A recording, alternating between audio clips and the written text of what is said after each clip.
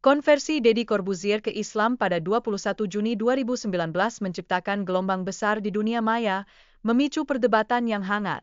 Kejadian ini tidak hanya menarik simpati, tetapi juga skeptisisme dari berbagai kalangan netizen. Hal ini menunjukkan betapa besar dampak yang dimiliki seseorang yang berpengaruh di masyarakat dan bagaimana keputusan spiritualnya mampu menggugah reaksi yang beragam. Dalam konteks yang sama, kasus seorang dokter yang baru-baru ini berpindah agama ke Islam juga mendapatkan sorotan yang serupa.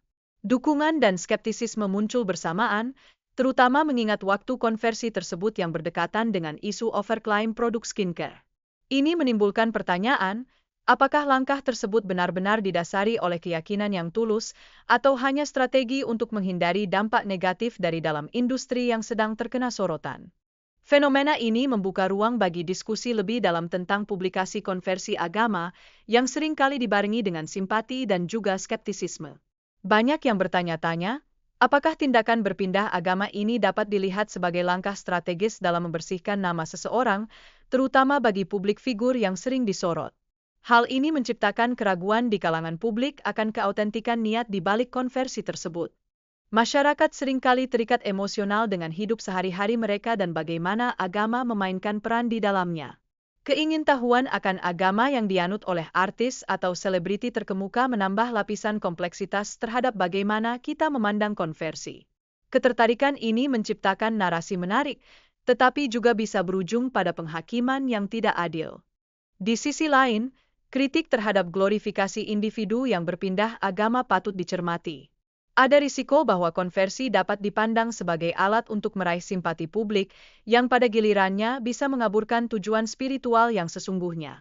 Dalam hal ini, penting untuk tidak mencampuri keputusan spiritual orang lain, menghormati pilihan mereka tanpa mendudukannya sebagai bahan perdebatan publik. Transformasi spiritual seringkali disajikan sebagai narasi perubahan yang luar biasa, dan masyarakat cenderung memberikan penghargaan lebih kepada perjalanan spiritual seseorang saat mereka berpindah agama. Tindakan ini kerap diartikan sebagai upaya untuk meningkatkan kualitas diri, meski bukan tanpa bahaya.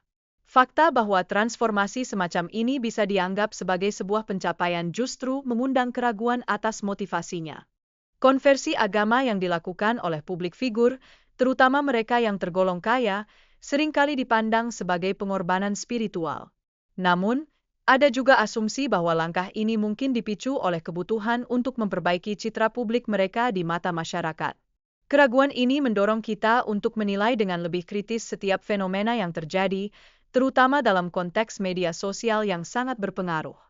Respons masyarakat terhadap konversi agama cenderung menampilkan pola yang jelas. Mereka yang berpindah ke Islam seringkali mendapatkan sambutan positif, sementara mereka yang pindah dari Islam seringkali menghadapi kritik.